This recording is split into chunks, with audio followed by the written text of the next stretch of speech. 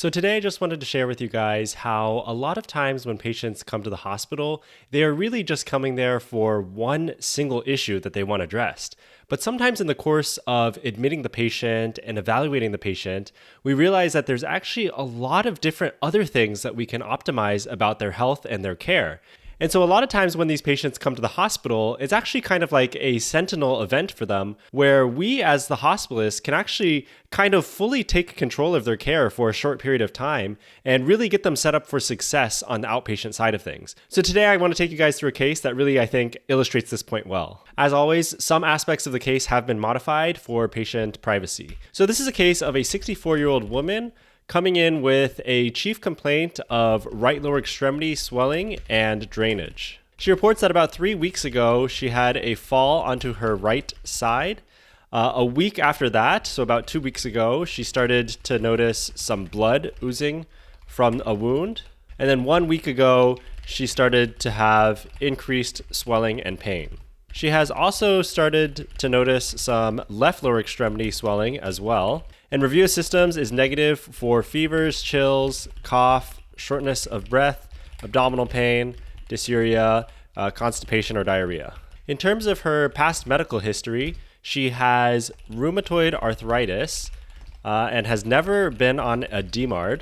She has housing instability, and she also has polysubstance use disorder, predominantly with tobacco, methamphetamine, and cannabis. In terms of her past surgical history, there's nothing contributory, no known drug allergies. She has no medications that she's currently taking. In terms of her family history, this is also non-contributory. And then her social history, she is currently living in a shelter, able to walk short distances with a walker, has been smoking 1 pack per day since she was 12 years old, and recently has increased to 4 packs per day since her leg has become swollen. Last methamphetamine use was earlier today.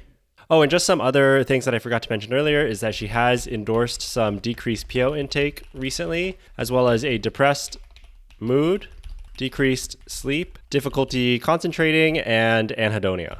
Now moving on to her objective findings. So her temperature was 98.7, blood pressure was 135/94, heart rate was 103 to 124, respiratory rate of 16, and her O2 sat was 98%. On physical exam, in general, she was a pleasant elderly woman in a wheelchair in no acute distress. Her cardiovascular exam was notable for some tachycardia, no murmurs. For lung exam, she was clear to auscultation bilaterally. Abdomen, soft, non-tender, and non-distended. For her extremities, she did have 2+ pitting edema of the right lower extremity with some erythema and warmth of the lower leg. And there was a small amount of purulent drainage from a wound on the posterior calf.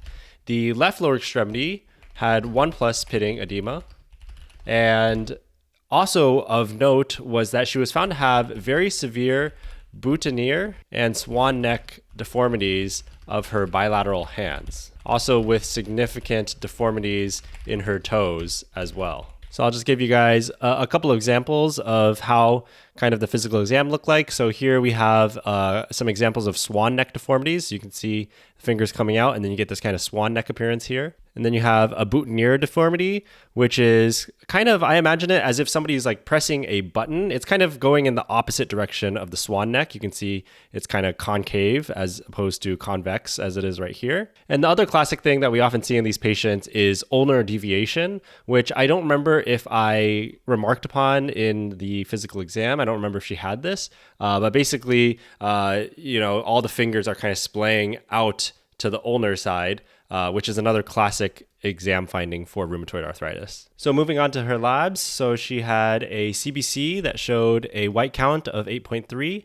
a hemoglobin of 10.1, and platelets of 530. Her BMP was pretty much unremarkable. Basically, everything was within normal limits. And then she had a CT of her right lower extremity, which showed a right posterior lateral skin wound with phlegmonous change and diffuse right lower extremity edema concerning for infection, no discrete organized drainable fluid collection or abscess, and extensive right tibiofemoral, ankle, and foot erosive joint disease consistent with patient's underlying history of rheumatoid arthritis. And then because I had kind of noticed that this patient had not really had much follow-up and basically had this severely untreated rheumatoid arthritis, I was kind of curious as to what was going on with her outpatient follow-up situation. Why was she having such untreated disease? Because it's very rare for us to see such severe rheumatoid arthritis like this anymore. Most of the time patients are started on some kind of therapy which can slow the progression.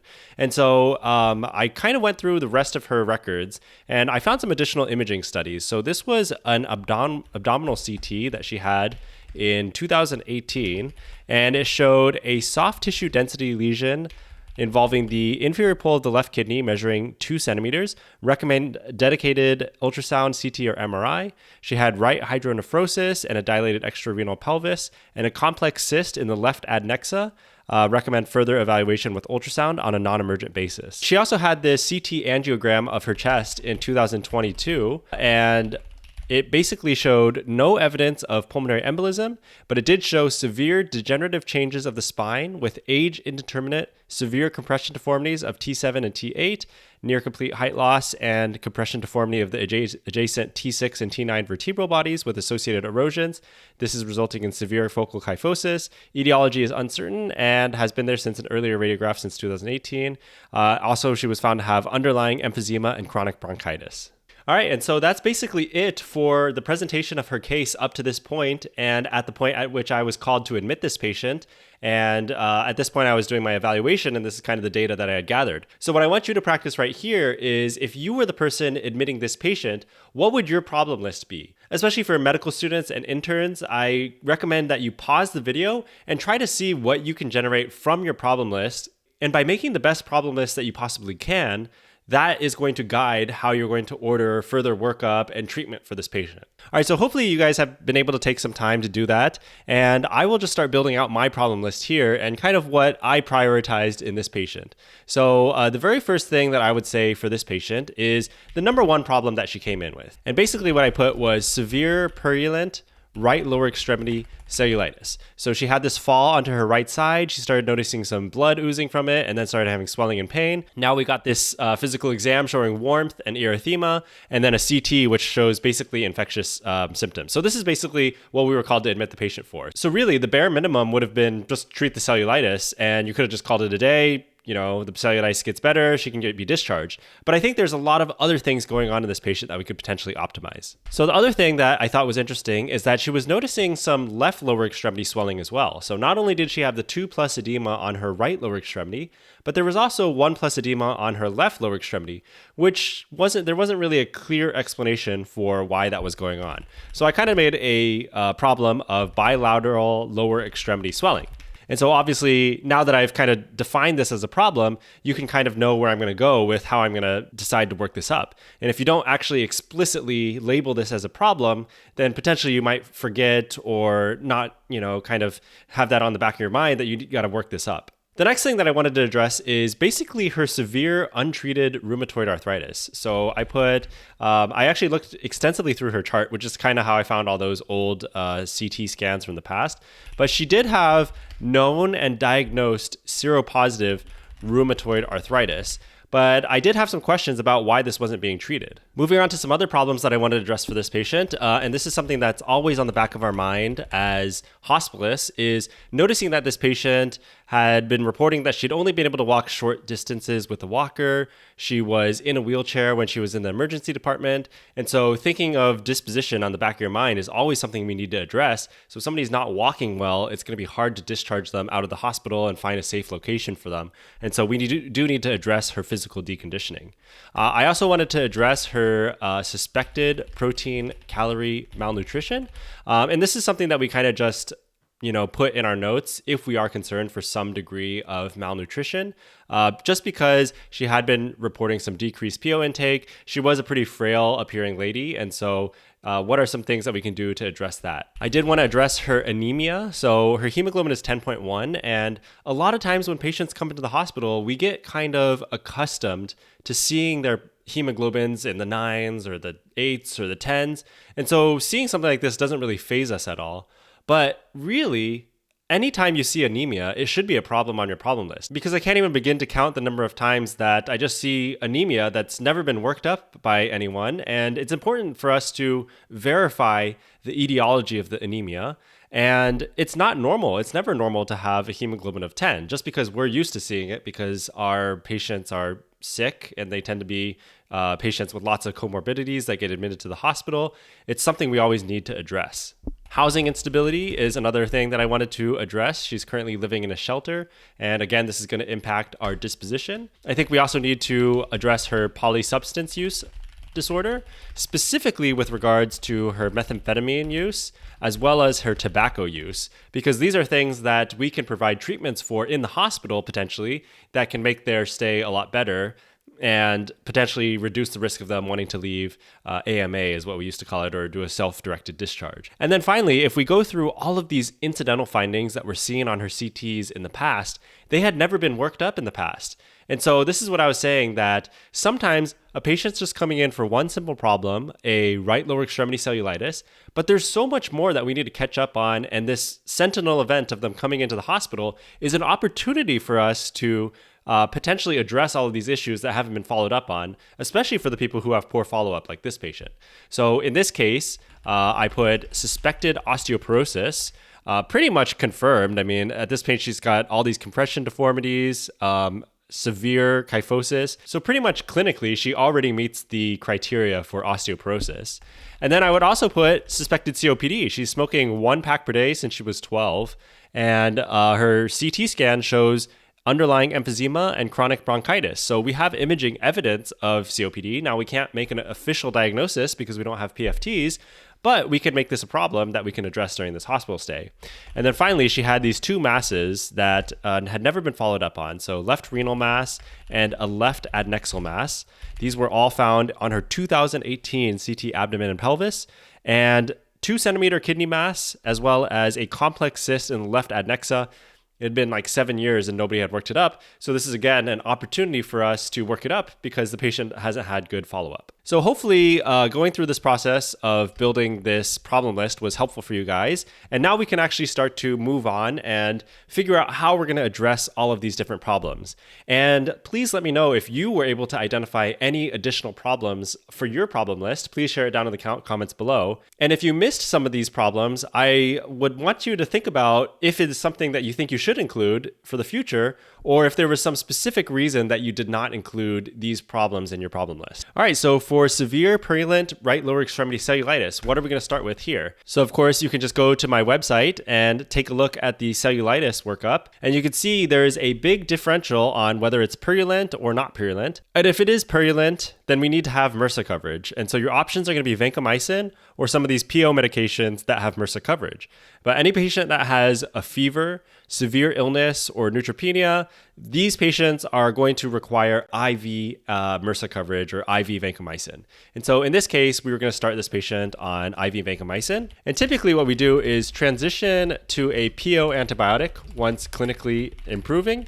And we decide the duration, they give this kind of really large duration of 5 days to 14 days based on clinical improvement. So it's kind of this really broad amount of time that you could select in this case. But basically, you could just say for a total of 5 to 14 days based on clinical improvement. Some other things that I like to just include for cellulitis patients is elevation of the affected limb, because this has been shown to hasten the degree of improvement or how quick things start to resolve.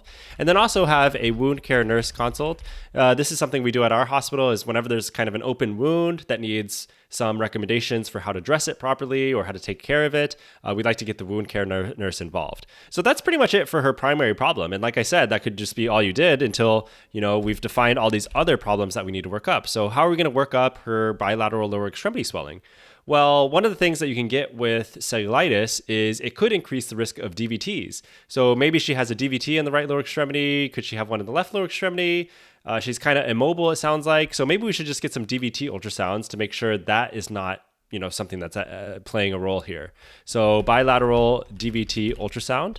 And the other thing is the most common reason for bilateral lower extremity swelling is going to be something with the heart. So anybody with diastolic heart failure, systolic heart failure, we know this patient uses methamphetamine. And so a lot of patients with methamphetamine develop systolic heart failure. So an echo, I think, is very, very reasonable in this case to figure out why she's having bilateral lower extremity swelling. I also threw on a BNP and then also a urinalysis to assess for any proteinuria. So obviously we saw heavy degrees of proteinuria. That could be another sign of potentially nephrotic syndrome or basically hypoalbuminemia that could lead to swelling. Now we're going to move on to her severe seropositive rheumatoid arthritis, for which she had never been treated on a DMARD for, and was very debilitating and basically deforming and limiting her from being able to do anything. Like I don't even know how she was able to eat with that degree of deformity she was having. And maybe that was contributing to her poor PO intake,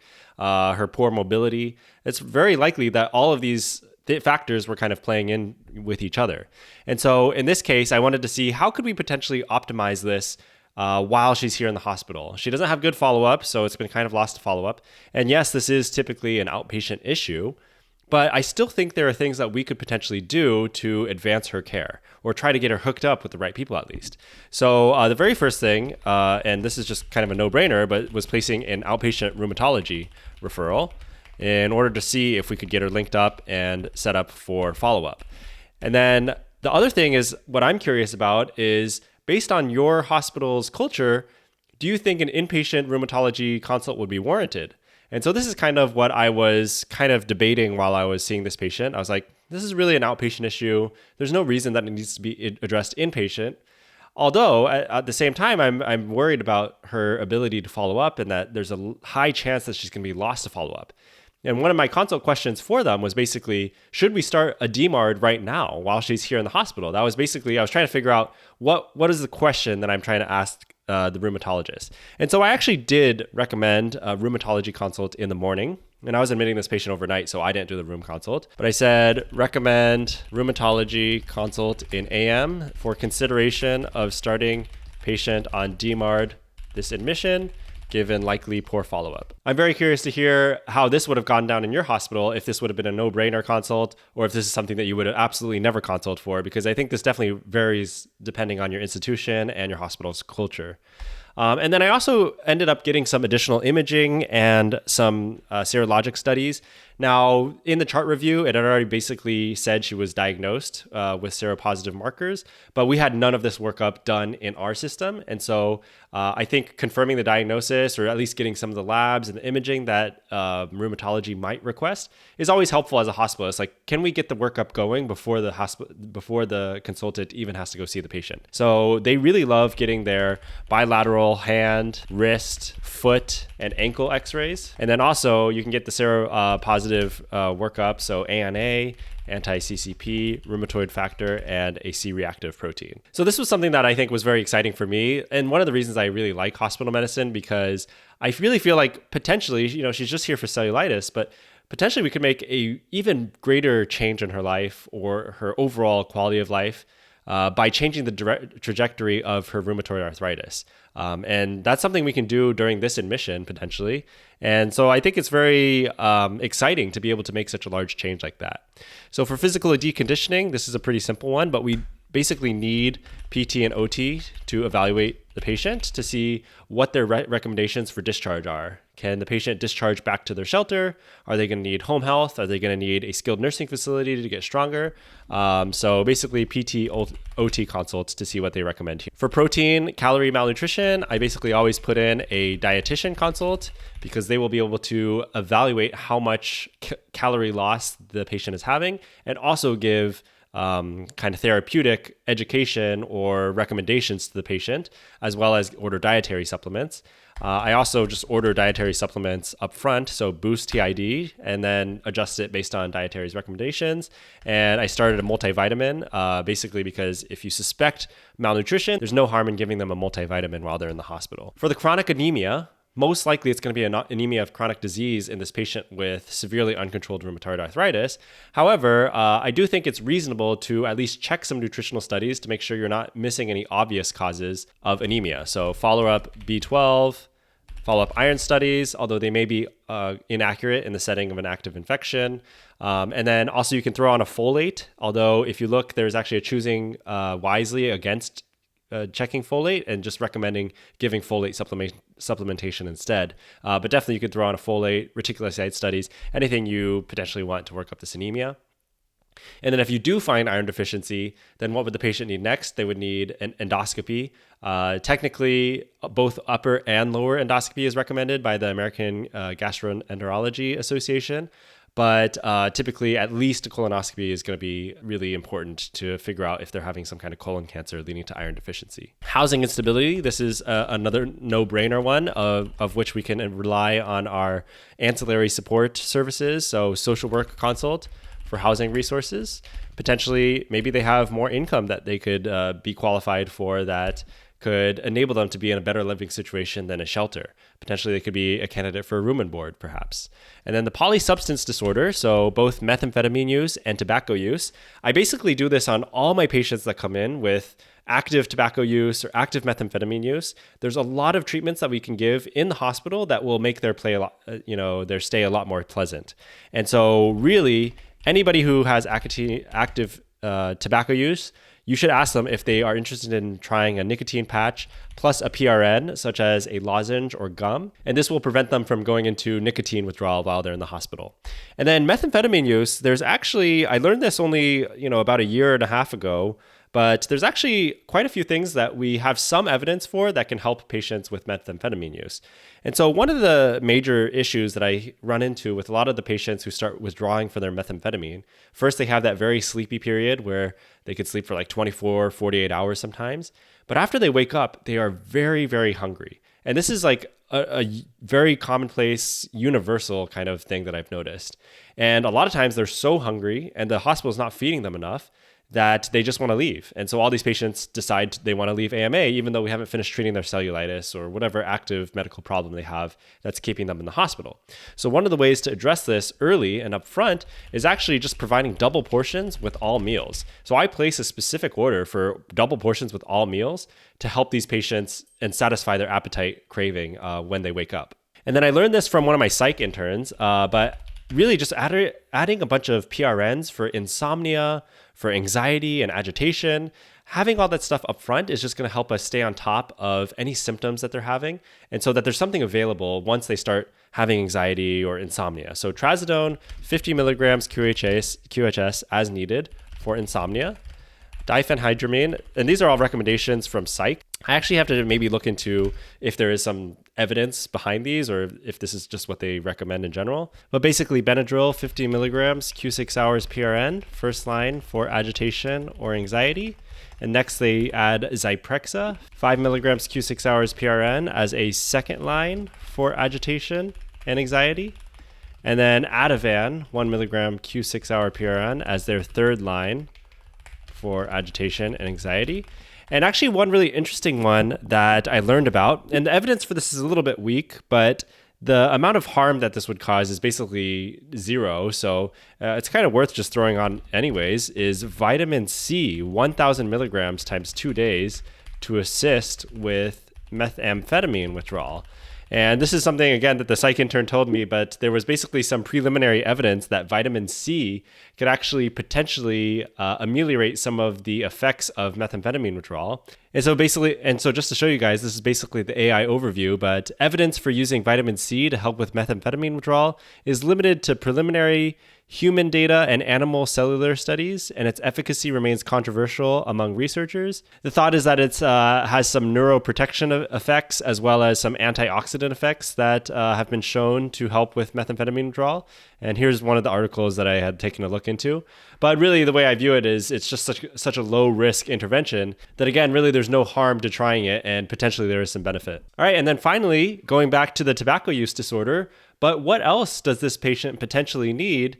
If they were on the outpatient side of things, they would actually be a candidate for a low-dose lung cancer screening CT. And so if this was a typical run-of-the-mill patient, I would have just ordered this for them to get done on the outpatient side of things. But because the patient had such poor follow-up and that I was concerned that this might not be done on the outpatient side, I did actually order it inpatient to see if it could potentially be done. And so remember that your criteria for getting a low-dose lung cancer screening CT is going to be patients age 50 to 80 years old who have at least a 20-pack year history of smoking, and they are either a current smoker or have quit within the past 15 years. So our patient clearly meets the criteria for that. And so again, I tried to obtain this inpatient given concern for poor follow-up. Next, we have the suspected osteoporosis, but essentially it's clinically confirmed based on the amount of compression fractures that she had. And so in this case, the obvious thing is to get an outpatient DEXA scan. Definitely for this one, there's no reason to get it inpatient. Definitely can convert this to outpatient. And then follow up the osteoporosis labs. We have this order set at my hospital that's very helpful, but it includes things like PTH, vitamin D, calcium, and basically can help us determine what levels we need to be supplementing people at. And then finally, why not just take this as an opportunity to get the patient started on treatment?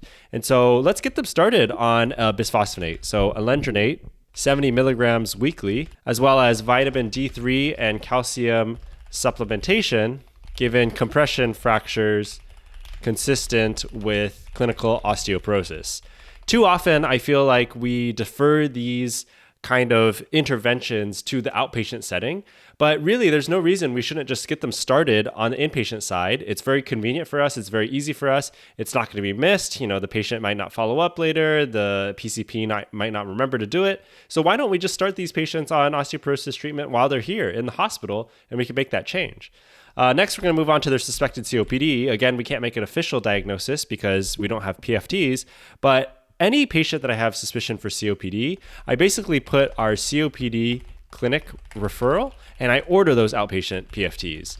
Again, why defer this to the outpatient PCP? This is going to take them weeks to follow up and then weeks for the PFTs to get done. Just so many areas where things can fall through the cracks. So I just order the outpatient PFTs and all the workup that they need. And then finally, this patient didn't have any shortness of breath symptoms or wheezing. So there was not really any indication to start a maintenance inhaler at this particular time. But I did write that they should consider starting tiotropium or Spiriva if she endorses any shortness of breath. And then finally, for the last two, we have the left renal mass and the left adnexal mass. And 2-centimeter left renal mass hadn't been worked up for several years. We really should get that follow-up scan that they had actually recommended. And so I did order a renal ultrasound in this case. And for the complex cyst in the left adnexa, I ordered a transvaginal ultrasound. And so taking a look at this patient, you may say, wow, this patient, they just came in for cellulitis and we ended up doing so much stuff, so many studies.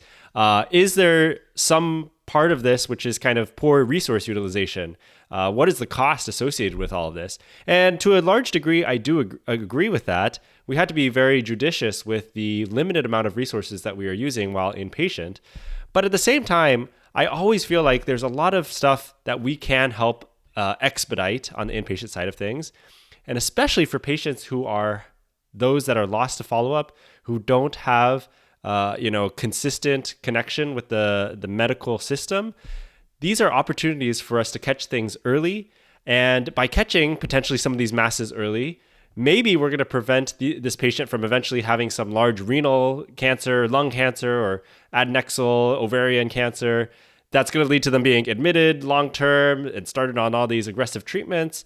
So in the long run, potentially we are saving a lot of money. And not only that, but the most important thing is we are actually helping out the patient, right? By getting all this stuff done while we have the opportunity to do so. And I forgot, I actually didn't add this into this patient when I was seeing them, into their problem list, but she basically met all the criteria for depression. She actually said that there was multiple things she wanted to talk to me about. And so I would have, if I was, admitting this patient again, I would have added depression as something on their problem list, at the very least for the outpatient PCP to follow up on, but also, to consider starting some kind of medication, try to get them hooked up with therapists, and try to do some more exploring of, how we can treat her depression. All right, so what ended up happening with this patient? So this patient was continued on IV vancomycin for about 5 days, and then they were transitioned to PO antibiotics on discharge to complete a 10-day course of treatment. Wound care nurse did see the patient, provided some wound care recommendations, and also placed a referral for outpatient follow-up and home health.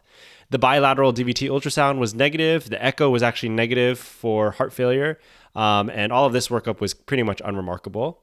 Rheumatology did see the patient in the inpatient setting, and they actually did agree they wanted to start the patient on something, but they did want to see better follow-up before they actually were able to start something. So they were hesitant to start a DMARD without consistent follow-up from the patient. They did actually recommend giving some prednisone in the interim for about a 10-day course, and then also placing a referral for follow-up in the outpatient setting. PT and OT saw the patient and recommended home health, and they actually found that it was possible to provide this at the living situation that the patient was at. Dietitian saw the patient, also agreed with some malnutrition that was going on and recommended some supplements. And the renal ultrasound and the transvaginal ultrasounds that came back reassuringly saw that the cysts were pretty much the same size, and they were more consistent with simple cysts or just basically non-concerning cysts at this point. And so that was definitely reassuring that we had that information. So I hope going through this case was useful for you guys. I'm definitely curious to hear your guys' thoughts. I'm sure there's a lot of you that think, wow, we did $1 million workup for no reason in the inpatient setting. And this definitely, I think, is going to vary a lot based on the institution that you work at and your hospital's culture. But for me, I really feel like for these patients in particular that are going to have very poor follow-up, and I'm afraid that we're going to be missing a lot of these things on the outpatient side, this is the best shot we have at potentially making the biggest difference for these patients and catching something early. So hopefully going through this was a useful exercise for you guys, especially for practicing making your problem lists. I hope you were able to learn at least something potentially helpful in this video, and hopefully it was just helpful that you could see my thought process of going through a patient like this. So thanks again for watching. I'll see you in the next video, and until then, good luck and have fun.